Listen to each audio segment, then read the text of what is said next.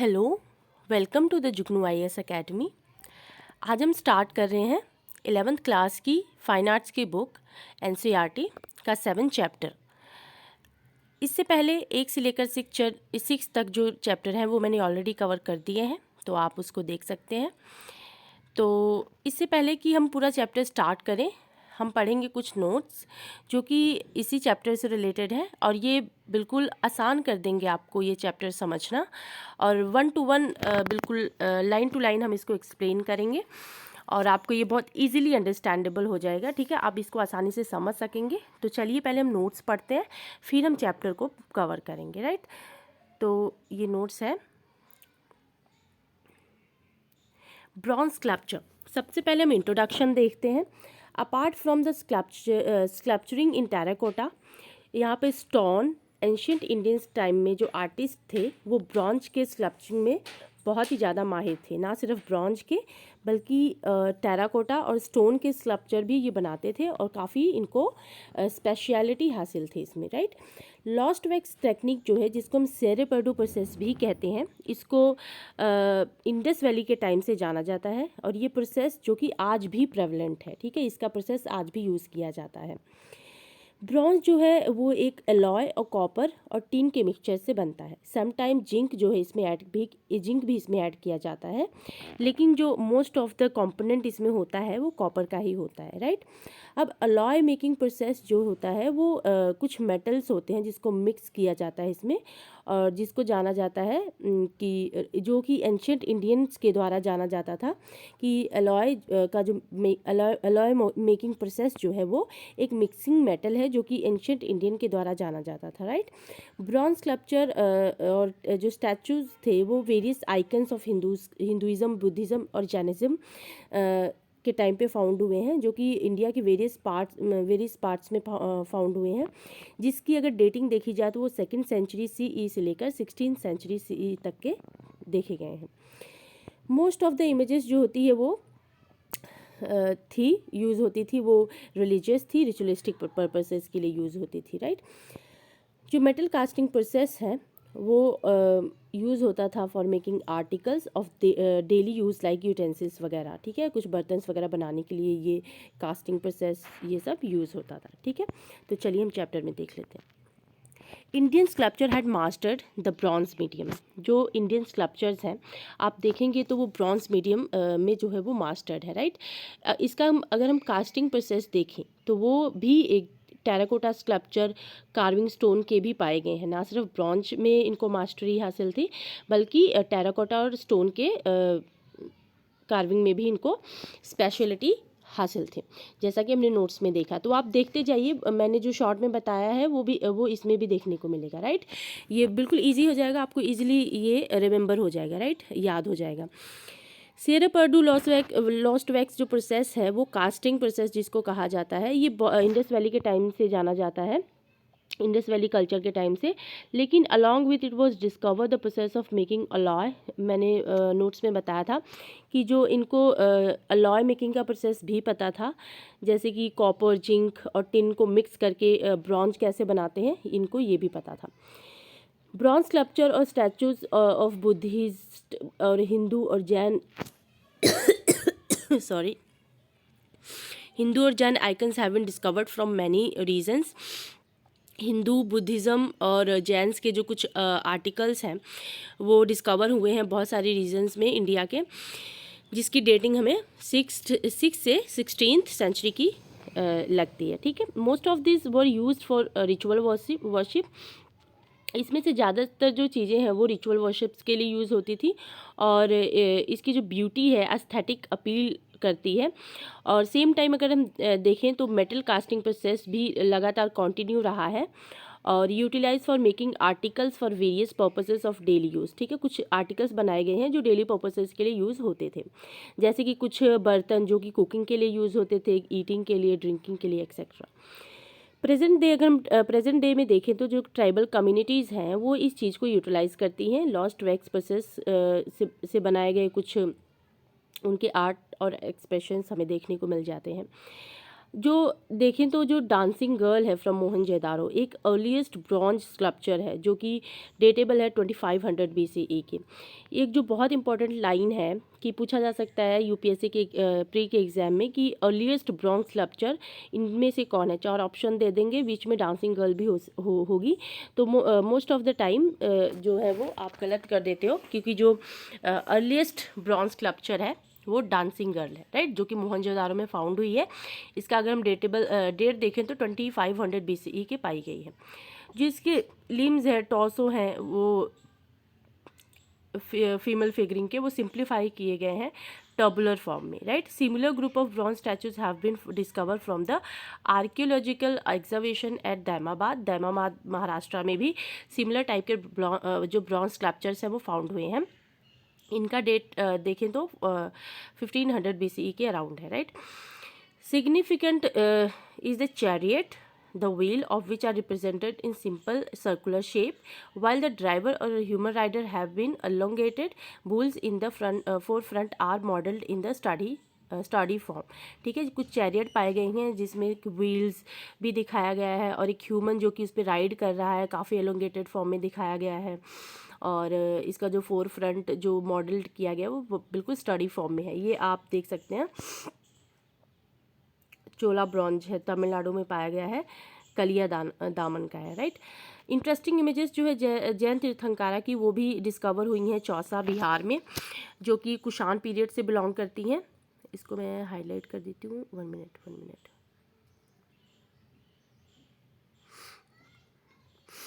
Images of the Jain Tirthankara जो कि discover हुई हैं चौसा बिहार में, जो कि कुषाण पीरियड से बिलोंग करती हैं, 2nd सेंचुरी की हैं ये। और जो ब्रॉन्ज है वो शो करते हैं कि कैसे इंडियन स्कल्पचर जो है वो इस तरह की मॉडलिंग बनाते थे ह्यूमन मस्कुलिन की फिजिक और सिंप्लीफाई मसल्स वगैरह सब कुछ बहुत बेहतरीन तरीके से उन्होंने बनाया है, जो कि इनको दिखाता है कि ये कितने अपने काम में ये माहिर थे, राइट।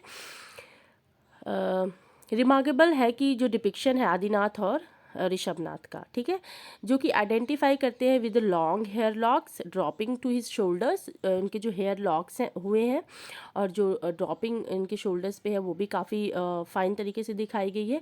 अदरवाइज जो तीर्थंकारास थे वो उनके शॉर्ट कर्ली हेयर के द्वारा नोट किए जाते थे, राइट। गुजरात राजस्थान जो कि एक स्ट्रॉन्ग होल्ड है जैनिज्म का अर्ली टाइम से, वो फेमस होड है जैन ब्रॉन्ज का, और जो कि अकोटा में फाउंड हुआ है आउटस्कर्ट ऑफ बड़ौदा, राइट। इनकी डेट देखी जाए तो end of the 5th end end of the 7th century से ये के हैं। फाइनली अगर हम देखें तो लॉस्ट वैक्स प्रोसेस, मैं आपको लॉस्ट वैक्स प्रोसेस बता देती हूँ कि ये क्या चीज़ है। अभी आगे एक्सप्लेन किया गया है, आगे हम इसके बारे में डिटेल में पढ़ेंगे। तो bronze were subsequently inlet silver and copper two bring out the eyes crown detail of the textile on which the figurine were seated, right. एक तरह का जो आइज क्राउन बिल्कुल डिटेल में बनाया गया है, उनका टेक्सटाइल भी, और बिल्कुल एक फिगर बनाया गया है जिसको बहुत अच्छे से बिठाया गया है, right. Many famous Jain bronzes from Chausa Bihar जो कि पटना म्यूज़ियम में रखे गए हैं, ठीक है, पटना म्यूज़ियम में रखे गए हैं। जो जैन ब्रॉन्जेस मिले हैं वो हांसी इन हरियाणा में कुछ रखे गए हैं, ठीक है। From various sites in Tamil Nadu Karnataka are kept in the various museums in India. Tamil Nadu Karnataka में भी कुछ जो स्टैचूज़ हैं वो रखे गए हैं। जो होड है ब्रॉन्ज का वो अकोटा नियर बडोदरा में मिले हैं, sorry. Established that bronze casting was practised in Gujarat western India. जो ब्रॉन्ज कास्टिंग है वो गुजरात और वेस्टर्न इंडिया में प्रैक्टिस की जाती थी between 6th and 9th century, ठीक है। मोस्ट ऑफ द इमेजेस जो है वो रिप्रेजेंट करती हैं जैन तीर्थंकार को, लाइक महावीर, पार्श्वनाथ एंड आदिनाथ। अगर हम न्यू फॉर्मेट देखें तो वो इन्वेंट हुआ था in which tirthankara seated on the throne, ठीक है, जो कि तीर्थंकार थे उनको थ्रोन पे बिठाया गया था। लेकिन वो एक सिंगल और कंबाइन ग्रुप होता था, जो कि 3 और इन अ ग्रुप 24 तीर्थंकारस को दिखाया गया है। जो फीमेल इमेजेस थी were also cast representing yakshinis और Shasana Devi of some of the prominent tirthankara. कुछ जो यक्षिनीज की और शासना देवी की मूर्तियाँ बनाई गई हैं वो भी एक प्रोमिनेंट तीर्थंकारास ही थी, जो स्टाइलिटिकली उनको एक बहुत ही अच्छे से बनाया गया है। और इनका ये जो टाइम है वो गुप्ता और वाकाटाका के पीरियड की है ये ब्रॉन्ज स्कल्पचर। और Chakreshwari is the Shasana Devi of Adinath and Ambika is the Neminath. ठीक है, तो ये आपको मिल जाएंगी मूर्तियाँ। ये है शिव फैमिली की है और ये गणेश की है। ठीक है, ये कश्मीर में पाई गई है, ये बिहार में। तो हम कुछ नोट्स देख लेते हैं इससे पहले। नॉर्थ इंडिया के स्टैचू के बारे में अगर हम बात करें, ये जो मैंने ऊपर पढ़ाया है इसके कुछ जो इम्पॉर्टेंट लाइंस है वो मैं आपको बता देती हूँ, सो दैट आप इसको इजीली याद रख सकें। ठीक है, जो स्टैचू है डांसिंग गर्ल की वो मोहनजोदारो में फाउंड हुई है और ये एक one of the finest example Indus valley art की ब्रॉन्ज स्टैचू, जो कि एक रिमार्केबल अचीवमेंट शो करती है आर्टिस्ट की जो इंडस वैली के टाइम के थे। इनकी जो फिगरिंग है वो 4 इंच की है, 4 इंच टॉल है ये, और 2500 BC की ये बताई जा रही है। It is said to be a tribhanga and it is one of the oldest bronze sculpture. ये त्रिभंगा पोस्चर में है और ये एक बहुत ही पुरानी ब्रॉन्ज स्कल्पचर है, राइट।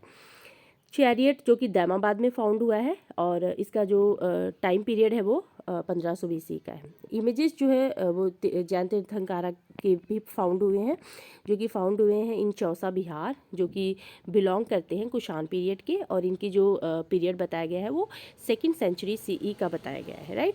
इमेजेस जो कि एक शो करते हैं mastery of artist in modelling masculine human psychic. ठीक है, फिजिक जो कि बताते हैं किस तरह से इन्होंने एक मस्कुलिन ह्यूमन फिजिक को इन्होंने बनाया है, जो कि इनकी मास्टरी को, आर्टिस्ट की जो मास्टरी है उनको शो करते हैं, राइट। रिमार्केबल डिपिक्शन जो है आदिनाथ और ऋषभनाथ का, ये फर्स्ट तीर्थंकारा थे विद लॉन्ग हेयर। जनरली तीर्थंकारास के जो हेयर्स होते थे वो कर्ली हेयर्स होते थे, राइट, लेकिन इसमें लॉन्ग हेयर दिखाया गया है।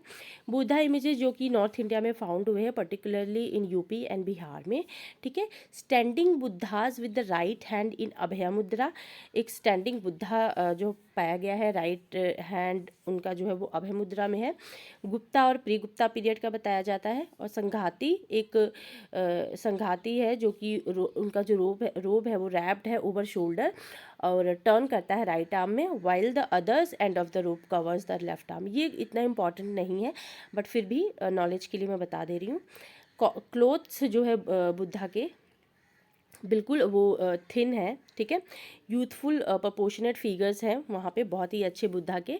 जो ब्रॉन्ज इमेजेस है फ्रॉम धानेसर खेरा के यूपी के Mathura style drapery which is series of dropping down carbs. इसमें भी कुछ दिखाया गया है कि जो मथुरा स्टाइल में बना है उसमें भी ड्रेपरी वगैरह दिखाया गया है, ड्रॉपिंग जो कि ड्रॉप की हुई है काफ्स में। बुद्धा इमेजेस जो कि सुल्तानगंज में पाया गया है और बिहार में सारनाथ स्टाइल और लेस ड्रेपरी पाया गया है, राइट। ब्रॉन्ज फ्रॉम फोपनार में पाया गया है महाराष्ट्र में। और वाकाटाका इमेजेस जो कि कंटेम्प्रेरी जो है वो गुप्ता पीरियड के हैं, जो कि इन्फ्लुएंस्ड है 3rd century Amaravati style from Andhra Pradesh. अब ये इमेजेस जो है वो पोर्टेबल होती थी क्योंकि जो मॉन्ग्स थे वो प्लेस टू प्लेस मूव करते थे, तो उनको वर्शिप के लिए उनकी इमेजेस भी मूव्स करवानी ज़रूरी होती थी क्योंकि वो एक जगह इंस्टॉल्ड नहीं होते थे। तो इस तरह से वो जो इमेजेस थी वो पोर्टेबल होती थी, उनको एक जगह से दूसरी जगह ले जाया जा सकता था by the monks, right. Himachal Pradesh and Kashmir region Buddhist and Hindu deities होते थे वहाँ पे। पीरियड जो था वो 8th 9th 10th सेंचुरीज़ का था। जो growth of the different types of iconography of Vishnu images is seen. ठीक है, विष्णु इमेजेस की जो डिफरेंट टाइप्स की इकोनोग्राफीज थी वो भी पाई गई हैं यहाँ पे। वर्शिप जो थी 4 हेडेड विष्णु की, वो चतुरानन और Vaikuntha Vishnu. Nalanda school of bronze Buddhist. ठीक है, जो इमर्जेंस था वो 9th सेंचुरी CE पाला पीरियड का था। बंगाल और बिहार में जो 4 आर्म्स अवलोकितेश्वरा जो कि एग्जाम्पल है मेल फिगर का, त्रिभंगा पोज में है वे ड्यूरिंग जो वज्रयाना फेज था बुद्धिज़्म का, जिसमें वर्शिप जो फीमेल फॉर्म की जाती थी, जिसको हम तारा इमेजेस तारा के फॉर्म में पूछते थे। तारा इमेजेस बस पॉपुलर। ठीक है, तो ये थे कुछ नोट्स। इसके आगे हम देखते हैं। ये है देवी चोला ब्रॉन्ज, चोला टाइम की ये।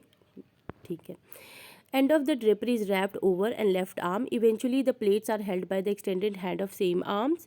Drapery falls spread into the white carve. ये बिल्कुल भी इम्पॉर्टेंट नहीं है कि किस तरह की ड्रेपरी उन्होंने पहनी थी, कौन से आर्म में वो फोल्ड थी, कहाँ पे जाके रुकती थी, ये सब बिल्कुल भी इम्पॉर्टेंट नहीं है, ठीक है। ये सब हम ऑलरेडी पढ़ चुके हैं नोट्स में अपने। तो मैं फिर भी एक बार पढ़ देती हूँ। The Buddhist figure is moulded in subtle manner suggesting at the same time thin quality of cloth, ठीक है, उनकी क्लॉथ की क्वालिटी थिन थी। होल फिगर जो है वो ट्रीटेड विद द रिफाइनमेंट, बिल्कुल फाइन तरीके से बनाया गया है। There is a certain delicacy in the treatment of the torso, ठीक है, उनकी जो टॉरसो है वो बिल्कुल डेलिकेट है। And the figures appears youthful है, प्रोपोर्शनेट है। अगर हम कंपेयर करें विद द कुशाना पीरियड से, तो टिपिकल ब्रॉन्ज फ्रॉम धानेसर खेरा उत्तर प्रदेश, जो कि fold drapery treated in the Mathura style में जो ड्रेपरी है वो फोल्ड स्टाइल में बनाई जाती थी। और सीरीज़ अगर हम देखें ड्रॉपिंग जो है वो डाउन काव्स में देखी गई है। जो सारनाथ स्टाइल ब्रॉन्ज है वो फोल्डलेस ड्रेपरी दिखाता है, ठीक है। आउटस्टैंडिंग एग्जाम्पल जो है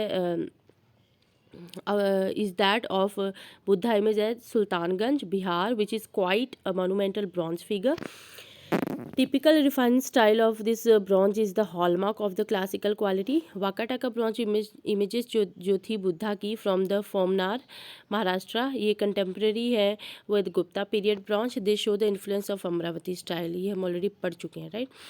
तो अभी मैं बताती हूँ आपको कि लॉस्ट वैक्स प्रोसेस क्या होता है। पहले हम लाइन टू लाइन पढ़ लेते हैं, उसके बाद से मैं आपको समझाती हूँ।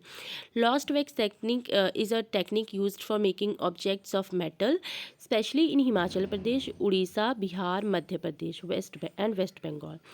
इन each region slightly different technique is used. हर जगह पे डिफरेंट टेक्निक यूज़ होती थी, हिमाचल प्रदेश, उड़ीसा, बिहार, मध्य प्रदेश और वेस्ट बंगाल में, ठीक है। लॉस्ट वैक्स प्रोसेस जो है एक सेवरल डिफरेंट स्टेप्स है। First wax model of the images, ठीक है। सबसे पहले एक वैक्स की मूर्ति बनाई जाती थी, जैसे कि मैंने ये वैक्स की मूर्ति बना दी है, ठीक है, ये बनाई हुई है मैंने वैक्स की एक मूर्ति बना दी है, ठीक है। मैं पहले हम स्टेप पढ़ेंगे, फिर मैं आपको एज ए प्रैक्टिकली समझाऊंगी, राइट। फर्स्ट कहाँ पे है? First, a wax model of the images is made by hand of pure beeswax that has first been melted over the open fire, then strained through the fine cloth into the basin of the cold water. पहले तो एक wax होती थी बीज उसको melt किया जाता था, फिर इसको एक फाइन क्लॉथ से छाना जाता था, स्ट्रेन किया जाता था, ताकि जो इसकी इम्प्योरिटीज़ है वो छन के बाहर आ जाए, ठीक है। तो एक हमारे पास एक प्योर वैक्स अवेलेबल हो जाती थी, राइट। उसको कोल्ड वाटर में डाल दिया जाता था, तो एक तरह से वो एक मतलब कोल्ड वाटर में डाल दिया जाता था, तो वो बिल्कुल अच्छे से टाइट हो जाती थी, ताकि उसको हम अपने ज़रूरत के हिसाब से मोल्ड कर सकें, राइट। तो उसके बाद क्या होता था कि हेयर सॉलिडिफाई इमीडिएटली, वो इमीडिएटली सॉलिडिफाई हो जाती थी। Then it is pass through the पिचकी एंड फर्नी, तो उसको एक पिचकी और फर्नी से पास किया जाता था, जो कि एक नूडल्स लाइक शेप में हो जाता था, ठीक है। This wax wires and wound around the shape of the entire images, तो उस वैक्स से जो हमें इमेजेस बनानी होती थी हम उसको बना लेते थे, ठीक है। तो जो हमने वैक्स की इमेजेस बनाई होती थी मूर्ति, उसको फिर हम क्या करते थे कि the images now covered with a thick coating of the paste हम एक बनाते थे, जो कि क्ले की बनी होती थी, जिसमें क्ले, सैंड और काउडंग उसमें मिक्स होता था, वो एक पेस्ट होता था। तो उस पेस्ट से हम जो अपना वैक्स का जो मूर्ति है उसको हम कवर कर लेते थे, ठीक है। तो ओपनिंग उस एक छोटा सा हमने ओपनिंग वहाँ पे छोड़ देना होता था, ताकि clay pot is fixed in this molten metal is poured, ताकि जो वैक्स है वो वहाँ से पोर आउट हो सके, ठीक है। तो इस तरह से हम ऊपर से एक उस पेस्ट की कोटिंग करते थे और एक छोटा सा उसमें हम छेद छोड़ देते थे, ताकि वैक्स वहाँ से पोर आउट हो जाए। तो हम उसको आग में गर्म करने के लिए रख देते थे, ताकि जो वैक्स है वो पोर आउट हो जाए, ठीक है, निकल जाए नीचे से। तो जब वैक्स पूरी तरह से बाहर आ जाती थी और जो मिट्टी का जो हमने मोल्ड तैयार किया होता था वो बिल्कुल सॉलिडिफाई हो जाता था, तो उसमें हम मेटल गर्म करके भरते थे। जिस मेटल की आप मूर्ति बनाना चाहते हो आप वो मेटल उसमें डाल देते थे, ठीक है। तो जब आप वो मेटल उसमें डाल देते थे तो जो मेटल होता था वो सॉलिडिफाई हो जाता था आफ्टर सम टाइम। तो जो ऊपर का जो आपका जो मिट्टी की कोटिंग होती थी आप उसको रिमूव कर देते थे, तो आपके पास एक बहुत ही अच्छी और बहुत ही जैसी आप चाहते थे वैसी मूर्ति बनके तैयार हो जाती थी। तो सिंपली ये एक टेक्निक थी लॉस्ट वैक्स की। बाकी मैं आपको पढ़ देती हूँ। The image is now covered with the thick coating of paste made the equal parts of clay, sand and cow dung into an opening on the one side. Clay pot is fixed. In this, molten metal is poured and the weight of the metal to be used as a 10 times that of wax. Wax के 10 times जो metal का जो भार होता था वो ज़रूरी होता था. The wax is weighted before starting an entire process. The metal is largely scrap metal from the broken pots and pans. जो broken pots और pans होते थे उनको पिघला करके वो metal बनाया जाता था. While molten metal is poured into the clay pot, the clay plastered model is exposed to firing. ठीक है, तो उसको फायर में गर्म किया जाता था. तो the wax inside melt, तो wax melt हो जाती थी और जो metal है वो flows down the channel and takes the shape of the wax. तो वो एक वैक्स के इमेज की शेप ले लेता था. तो जो फायरिंग प्रोसेस है वो almost like religious rituals, all steps like takes place in dead silence. वो बिल्कुल साइलेंटली तरीके से ये बनाते थे. द इमेज इज लेटर बहुत ही अच्छी और स्मूथ तरीके से फिनिश तरीके से बन जाती थी. Casting of bronze images is painstaking task and demands a high degree of skills. ये बिल्कुल एक पेंटेकिंग टास्क था.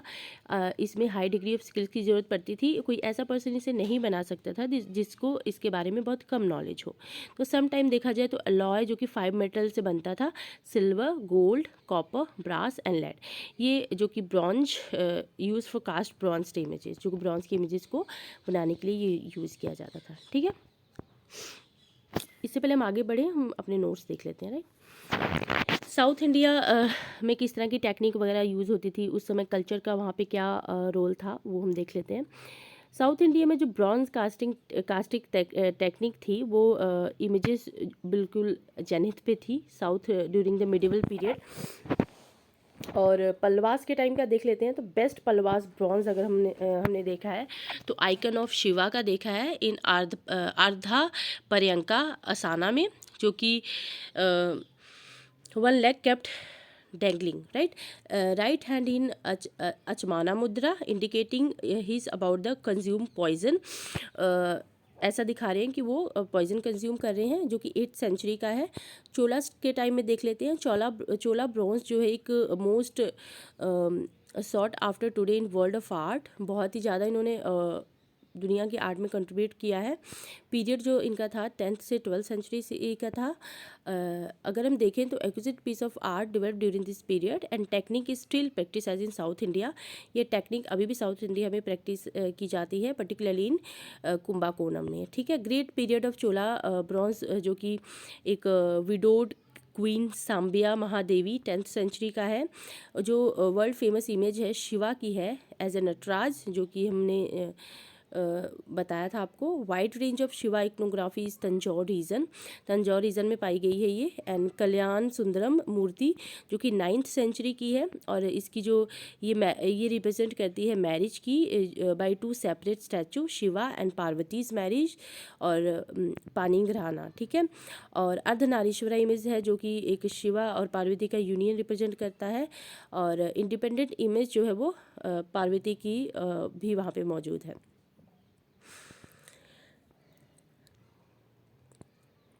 विजयनगरा देखिए हम तो 16th सेंचुरी का पीरियड था, जो एक स्कल्पचर को पोर्ट्रेट किया जाता था जहाँ पे आर्टिस्ट ट्राई करते थे कि वो कुछ नॉलेज प्रिजर्व कर सकें रॉयल पैट्रन्स के फॉर फ्यूचर जनरेशन. ठीक है, फ्यूचर जनरेशन के लिए कुछ वो नॉलेज बचा के रख सके. सो एक Tirupati there is life size standing bronze sculpture है किंग कृष्ण देव राया, जो कि 2 क्वींस के साथ, एक थिरुमलम्बा और चिन्ना देवी के साथ खड़े हैं.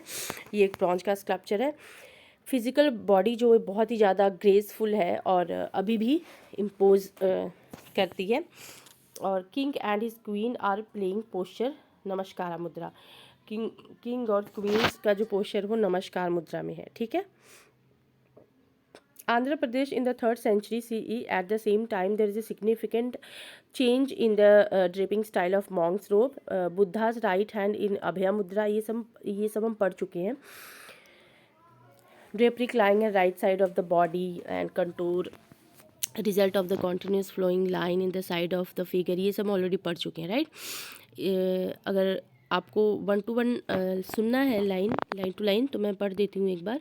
Additional importance of Gupta and Vakataka bronze is the that they were portable and monks carried from place to place. ये हम ऑलरेडी नोट्स में पढ़ चुके हैं।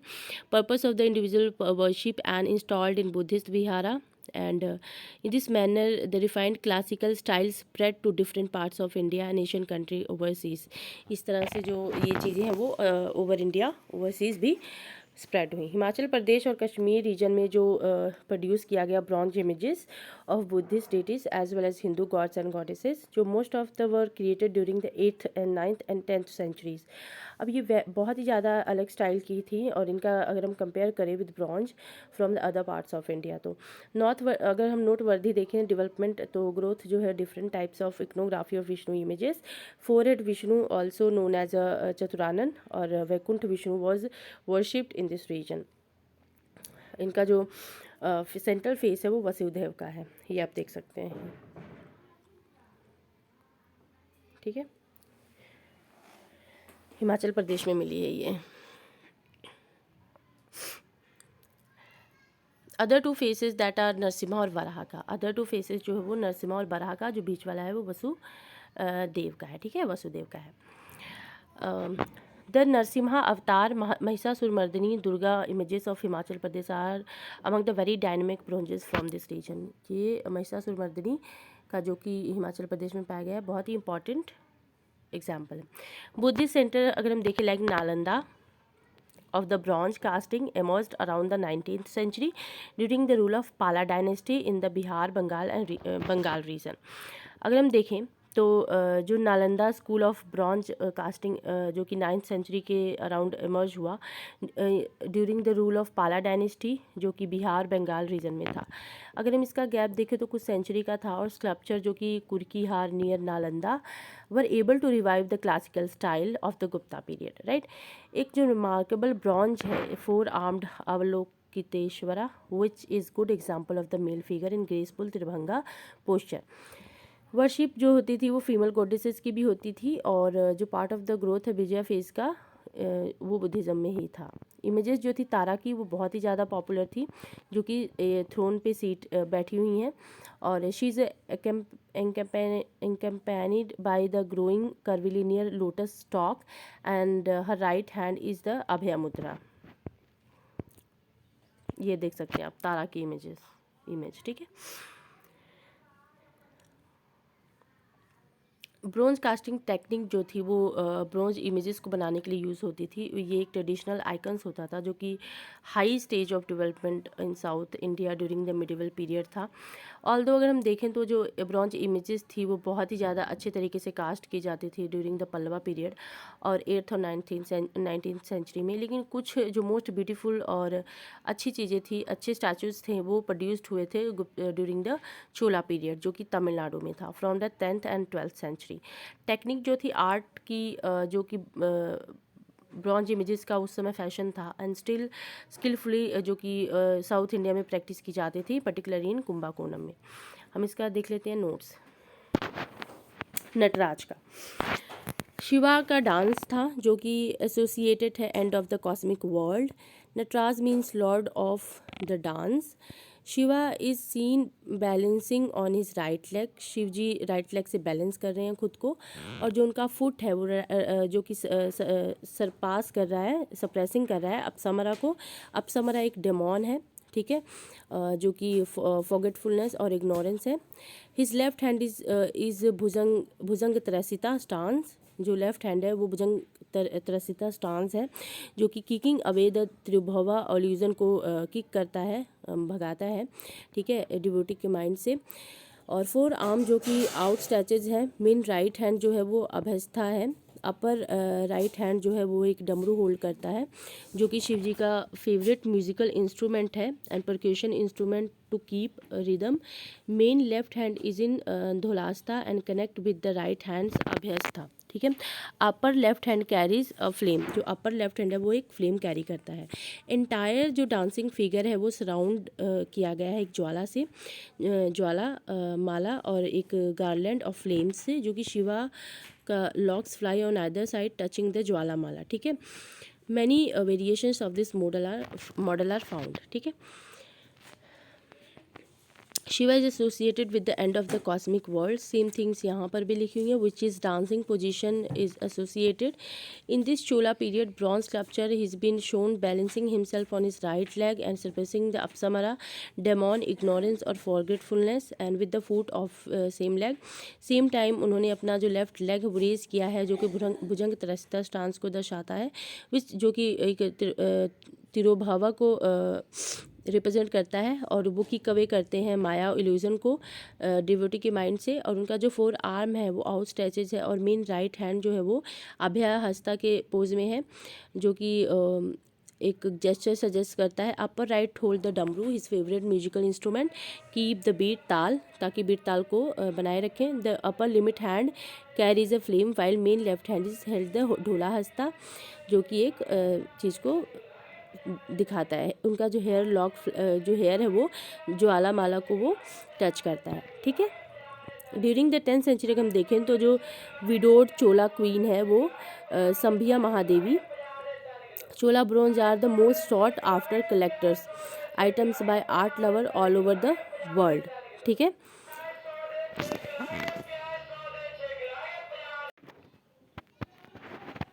अगर हम देखें तो among the Pallava period bronze of द 8th century is icon of Shiva, जो कि एक अर्ध पर्यंका आसना में बैठे हुए हैं, और राइट जो हैंड है उनका वो अचाकामा मुद्रा जेस्चर दिखा रहा है, और बता रहा है कि ये कुछ ड्रिंक पॉइजन जो है वो कंज्यूम कर रहे हैं।